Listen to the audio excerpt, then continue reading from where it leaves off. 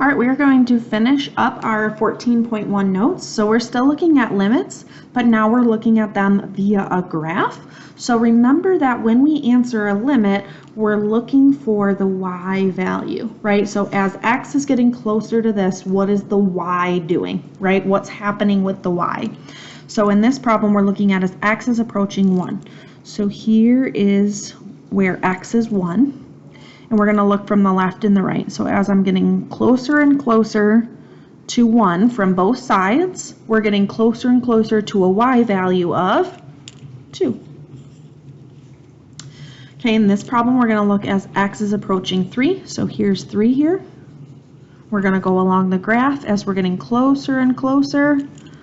What are my arrows pointing to? Well, my arrows are pointing to a y value of 4.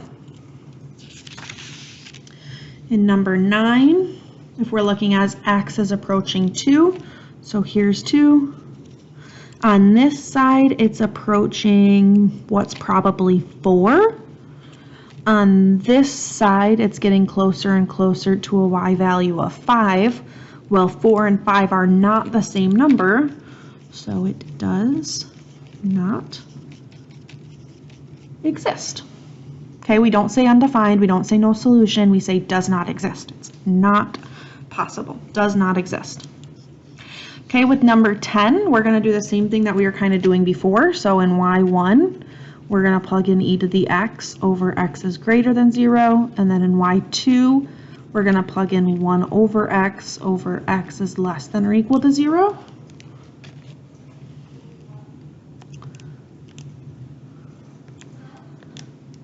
E to the x over x is greater than 0, and then 1 minus x for x is less than or equal to 0. And we're going to do that on the graph this time instead of the chart. So in order to do that, we're going to use our trace button. So I'm going to go to trace here. And as we are getting closer and closer to 0, so I'm going to make my cursor go closer and closer to 0. So as this x number is getting closer to the number 0, we're looking at what's happening to this y number. So this is getting closer to 0. This is getting closer to, all right, well, the last number we saw is 1.2. Now let's go to our other graph. To get to our second graph, press the up arrow. That moves it to our other graph here.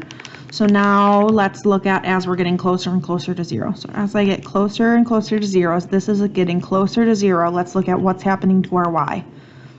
Our y is getting closer and closer. There's 1.4, there's 1.2. It's getting closer and closer to the number 1. Okay. All right, last 3 problems. We're going to use this picture for all 3 of these. So the first one is we're looking at as x is getting closer to -4. So here's -4. As we're getting closer to -4 on each side, our y value is getting closer and closer to 2. Then it wants us to look at as x is approaching 1. So here is 1.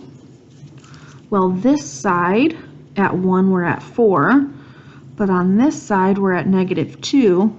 Those are not the same number, so does not exist.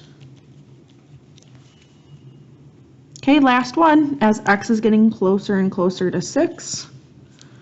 So as we get closer and closer to 6, this arrow is pointing to the number 5.